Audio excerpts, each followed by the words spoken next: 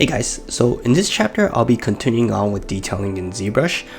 One technique I want to show here is using the feature called Dynamic Local Symmetry.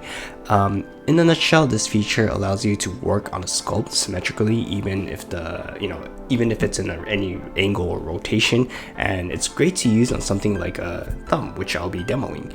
As you can see, if you look at the thumb this way, then it's symmetrical, but when you view it from the direction like this, how can I work in a symmetrically in this angle?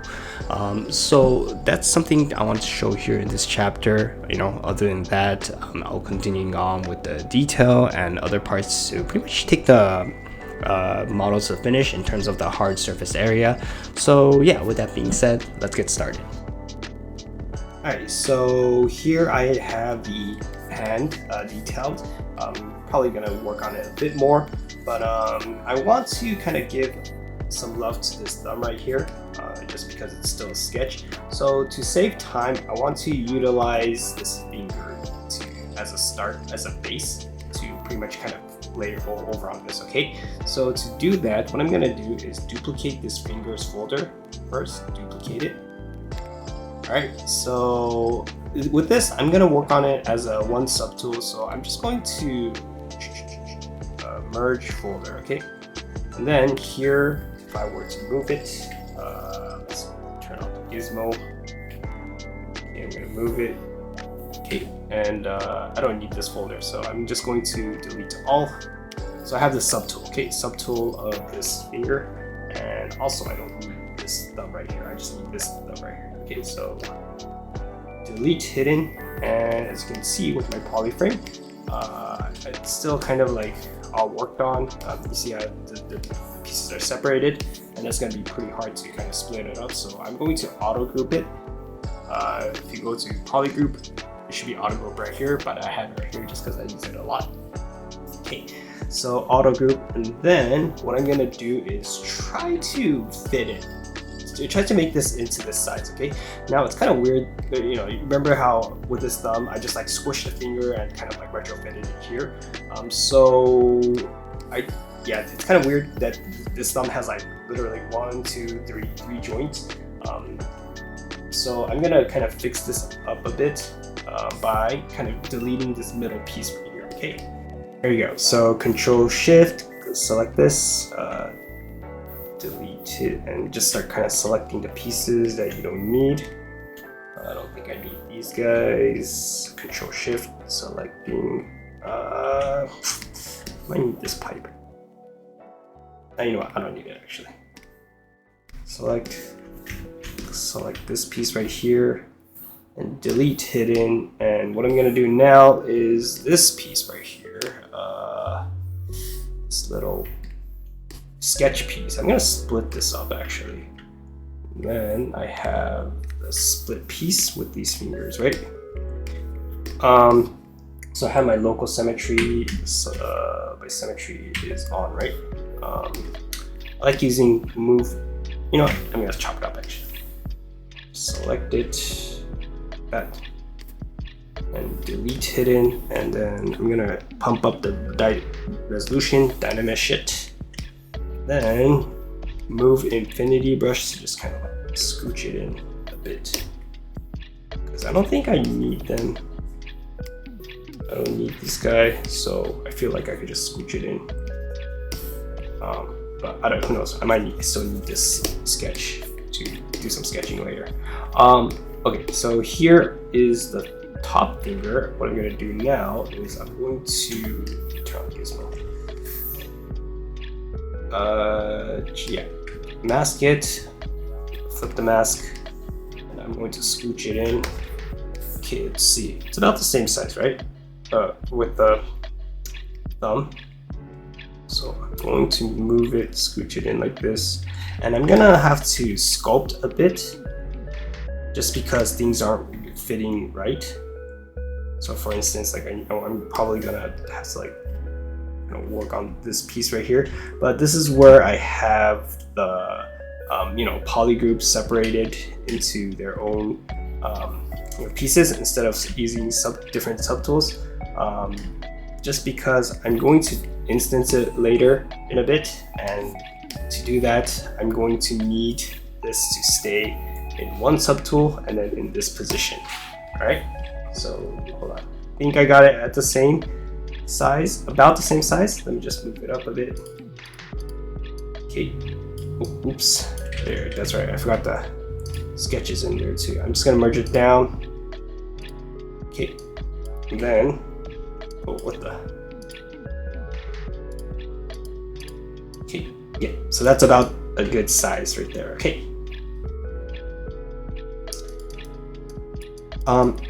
Actually, instead of using instance, I think I'm gonna use the dynamic local symmetry to work on it diagonally with the symmetry feature on. Okay, so what I mean by that is that, well, first of all, let's turn off local symmetry, and I'm gonna make sure that this thing is completely symmetrical. Okay, so I'm gonna do a mirror and weld to this whole finger, and yeah, I think it's, oh, oops, that's right, Control Z, because if I were to mirror and weld right now without the local symmetry on, that's gonna shoot another finger all the way out there, right? And that, I don't want to do that. What I want to do is turn on local symmetry with the dynamics off, and then within this finger, I'm going to do mirror and weld, and boom, now I know that this was obviously not symmetrical. This thumb little guard thing was a little off, scooched to the left, so you could see this little gap right there, right? So I know that this thing was, good thing that I made sure that I did mirror well. I'm gonna Control Z, and to fix this, because it was kind of scooched a little to the left or a little to the right, I don't remember, I don't know what, I'm gonna do mirror it. So that's gonna shoot it all the way out there, thumb. Okay, that's gonna shoot it to the other side of the area, right? And then from there, I'm going to do mirror and weld. So that's going to bring, you know, it should have solved the situation basically. So I'm gonna mirror back here, and then let's see now. Okay, so within this, I'm going to mirror and weld again, and voila. So even no matter how much I mirror and weld, I know that this thing is completely symmetrical. Okay, so I have now that I have this, let's move on to that. I'm gonna turn on this gizmo right here. I'm gonna turn on this gizmo. There you go. Oh, where's the gizmo? Actually, let me turn it off first. And just draw on this thing and then turn on the gizmo so I know where exactly it is. Unlock. Right to the center. So that gizmo is right in the center. Okay. So important thing. Here's important. Make sure this gizmo is right in the center by pressing this guy, right? This little icon right here. So now that I have this, I'm going to scooch it. I am going to move it and hold shift while you guys do this, okay? And make sure to rotate it in the increments of 5, just because I can later during the unwrap or building the low poly stage, I'm able to recenter or realign this thing to the center to kind of rework on it, or I mean, yeah, unwrap it or whatever, not unwrap it, make the low poly version of this. Okay, so I have this. Make sure. Then let me scooch this thumb out of the way. So yeah, now that I have this, actually it's not too bad. You know, it's pretty right on. But let's say if I want to, like, you know, scooch this piece just a tad bit. And if I were to turn on the symmetry, you see how it's kind of like not symmetrical, local symmetralized, right? That's the word. As long as you turn on the dynamic subdivision, then as you can see, yeah, it still maintains it. That's because it's following this gizmo right here. So again, do not mess with this guy right here. I'm sure there's a way to bring it back, but you know, just don't mess it. Don't mess with it. Okay, so I could just kind of like work on pieces like this. If I want to just isolate it, Control Shift, isolate it, mask it, invert the mask, and then boom. Okay, so there you go. And I could start splitting this piece too, just because I think this guy could give a little more of a dynamic subdivision. You know, just that good piece, right? Yeah, there you go. then just keep working on it, right? So yeah, that's pretty much it, and I'm gonna continue detailing this stuff. Here is another trick that you like to do. So let's say I want to focus on this piece right here, right? And just gonna give that proper subdivision, apply it, and then make sure with the subdivision, get rid of it so that it is pretty high. So let's say that, you know what? I'm gonna add one more subdivision to this. Okay, so 100K, that's pretty nice. So let's say that I want to kind of, you know, just kind of get like a piece like this, right? Just kind of masking it. Make sure mask it thoroughly. And then maybe I could kind of add in another mask that kind of follows the shape right here. A little trickier mask, or you know, something that I won't be able to find a mask alpha brush for this, just because it's kind of a unique shape, right? So something like this. All right, do the best you can to kind of match it, and then you invert it, bring the gizmo to right here, you kind of bring it in, and you do something like that. But let's say that you kind of look at it far away. It seems fine, but then, you know, you're just not too happy with this, you know, jaggedy look, right? So here's a little trick that I like to do. So let me kind of bring it back, Control Z back. Just make sure again to mask it properly. So to avoid that jaggedy line at all costs, here is a neat trick that I like to do. Okay, so I'm going to, instead of, you know, dragging it, I'm going to press Control W. So that maybe do Control W. So this will isolate, change it to give it its own polygroup. And what I'm going to do now is isolate this piece and go to deformation and then polish by feature, but make sure to turn off this icon right here. Okay, turn off this icon and just a tap, just bring it up like that, so you could see how it's like kind of smooth, right? Maybe a little more. Okay, there you go. And then next up, what you do is you go to geometry and under edge loop. So you're gonna do group loop, but instead of giving 4 loops, I like to do 2 loops right here. So 2 loops, group loop it, and boom. That seems like didn't do anything, but it kind of added a nice polygroup in between. So now I'm going to Control drag off of it, and once again isolate, or once again click on this polygroup, mask it, bring everything out, invert the mask, and then W, hold Alt to kind of throw it to where you want. And then now if I were to bring it in, you see how clean the lines are, right? And what you can do now is I'm gonna auto group this so it's different polygroup. So what you can do now is isolate this guy only. Oops. Isolate this guy, mask it, invert it. So just kind of work on it individually. So that's how you get a really clean line like this. Okay, so this combo of deformation, group by polish by feature with this circle turned off, and then edge loop or group loop right here. Group loop with loop number of 2. So surprise!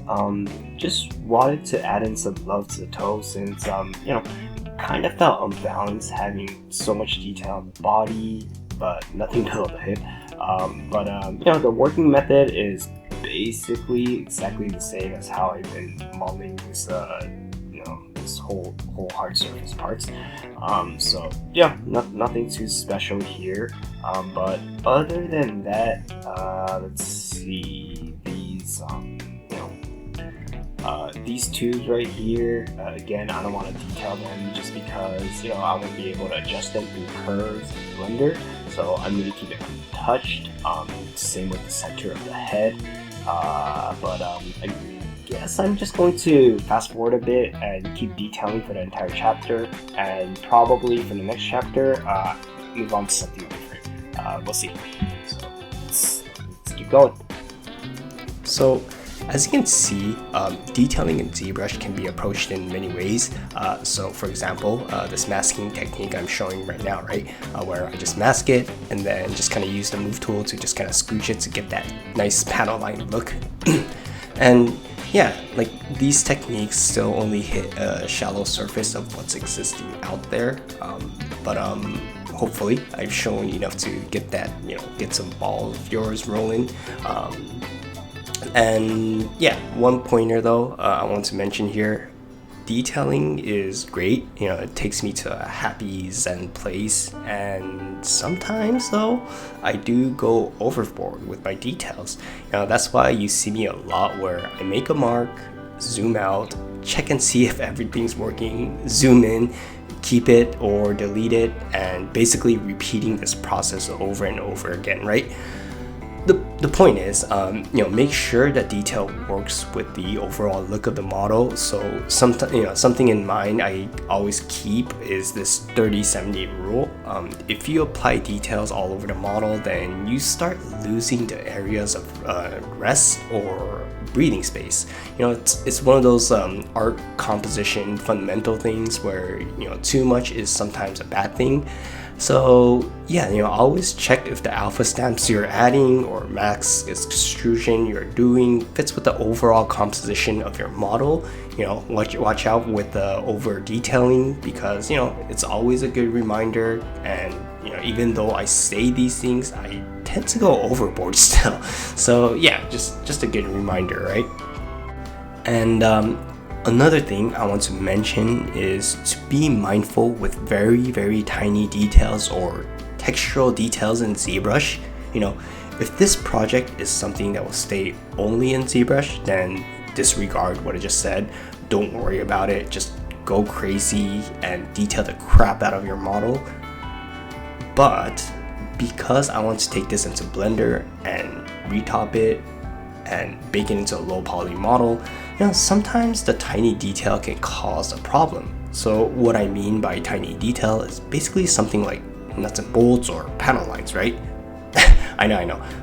You see some nuts and bolts already and panel lines all over my model, but these lines and nuts and bolts probably are the smallest I'll go. If I go any smaller than this, then that's gonna start causing a problem, because once I bake it onto a low poly model, the resolution of the small details are going to get washed away. Same with the textural details. So remember in my previous chapter, I did a demo showing the textural noise detailing, and it's just kind of like a surface noise, but in the end, I ended up not using it, right? That's because, again, those kind of micro details are something to be done later in the texture phase. So eventually, I will come back to adding these micro details later onto this model. It's just not a good idea to do it in ZBrush, because again, it'll look blurry once you bake it onto a low poly because of the resolution. Sure, I suppose I can bump up the bake resolution, but that means it'll slow down my computer greatly, right?